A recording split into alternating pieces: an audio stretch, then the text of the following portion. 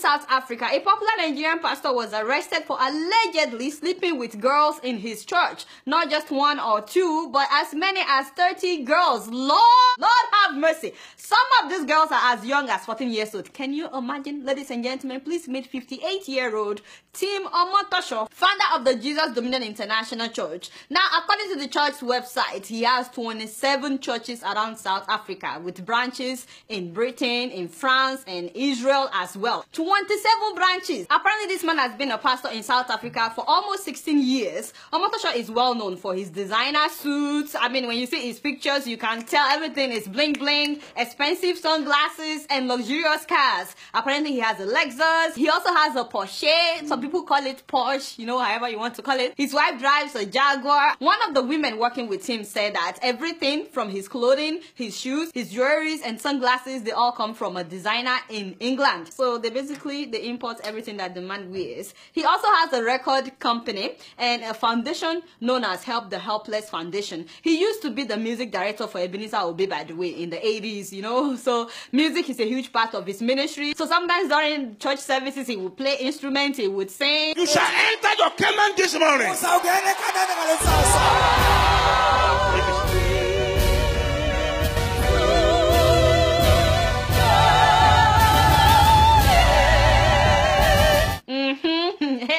Yeah, man. Apparently, the man of God has at least 3 residences in the affluent part of Durban. One of his homes is valued at 2 million rand. He also allegedly has female recruiters who look out for beautiful young girls that live with their single mom, because apparently the man is intimidated by girls who have fathers in their lives. So he targets girls who have single parents, and it has to be a single mom. So these recruiters will tell these girls that if they come to live with the pastor, that he will sponsor their education and give them a better life, that there are so many girls that are living with him that he basically adopts them and he's taking care of them. So a lot of girls are attracted to this, but upon arrival to the house where he keeps them, they will see other girls, they would relax, and then one night the man of God will invite the new girl into his room to come and massage his leg, and then from there he will tell them to perform oral sex on him, and if they refuse, he would say it is God's will for them to do it. And you know, some people just cannot say no when they hear a man of God say it is God's will. And then if they are reluctant to sleep with him, he tells them that God wants them to sleep with him so that they can be closer to God, because he is very close to God. Can you imagine that? God is so patient. There are so many people that are messed up, and then they proclaim themselves as men of God. In fact, one of the victims said that when she complained that what if she gets pregnant, the man of God laid hands on her stomach and prayed that God would prevent her from getting pregnant. I mean, the stuff that I heard when I was watching the video of the victims, it's mind-boggling. My spiritual belief, it went down the drain. Since the day I left there, I've never set foot in any church. When I think of going to a church, it's hard. Now, there are so many wolves that dress as sheep, so many so-called men of God that are just manipulators and mind controllers. And for so many years, many of these girls could not talk to anybody about this. I mean, they all knew among themselves that they are being molested by this man. Apparently, this has been going on since 2002, but many of them believe that because he's a respected man, that no one would believe them. I saw a video where some of the male workers were complaining that how come only the female workers were getting preferential treatment. Apparently, there's a huge boss that would take these girls to church, take them back. He was giving them preferential treatment, and it looks like the guys were just invisible. They've been offered accommodation, they've been taken care of, and that gave me a suspicion. He says that the men in the church always suspected that something was amiss because of the way the young women were given certain privileges that the young men were not. And when one of them complained, one of the male workers, when he complained that how come, Papa, you are only focusing on the female workers, this male church worker said that the man of God literally manhandled him. He started punching me.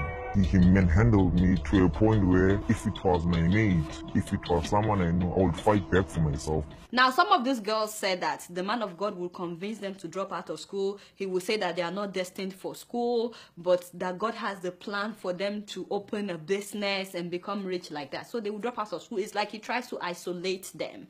Now, when the story broke out, they tried to arrest this man during Easter celebration, but he apparently knew about it, and so he escaped. And I'm like, why would the man of of God be running? Why would he be hiding during Easter if he's innocent, you know? Guess where they finally arrested him? At the Port Elizabeth airport. And you will not believe this, but he was hiding in the female restroom. I was like, now, if the man of God is innocent, why was he hiding in women's toilets? Seriously? If really he's innocent, why was he running for days? Because it took them days before they were finally able to arrest him. And of course, they found him in another town. He flew from Durban to Port Elizabeth. That was where they caught him. And you know, they were talking with him on the phone that he needs to come in for interrogation. And you know, on that day, they knew that he was going to Port Elizabeth, and then he called and told them that his flight was delayed so that they won't come to look for him when he's supposed to be there. He wanted them to come maybe some hours later when he would have left, but those ones did not believe him when he said his flight was delayed. So the security officers, they came there at the time that his flight was scheduled to arrive. And sure enough, the flight was not delayed. That's another thing. The man of God lied. He lied to the security operatives that his flight was delayed. And then when they came, they found him in a restroom. He allegedly told the police his flight was delayed. We had to take initiative as the Hawks to go to the airport ourselves, only to find out that the flight was on scheduled time. He sought refuge at the toilet. That's where we got the toilet and took him from the toilet. Pastor, are the allegations true? Are the allegations true? So, ladies and gentlemen, once again, please and please be careful who you call your spiritual father. I cannot stress this enough, that if you're a Christian, Jesus alone should be your example. It's good to have men of God in your life, but they are still human beings like you. Don't ever put all your hope in a man. You should always put all your hope in God. Please stop replacing God with men of God. His case has been adjourned till May 3rd, so that's when we'll know what would happen to him. But until then, they have refused to grant him bail. I want to know what you guys think about this story. You guys know I don't know much. Guess what? I'm just keeping it real.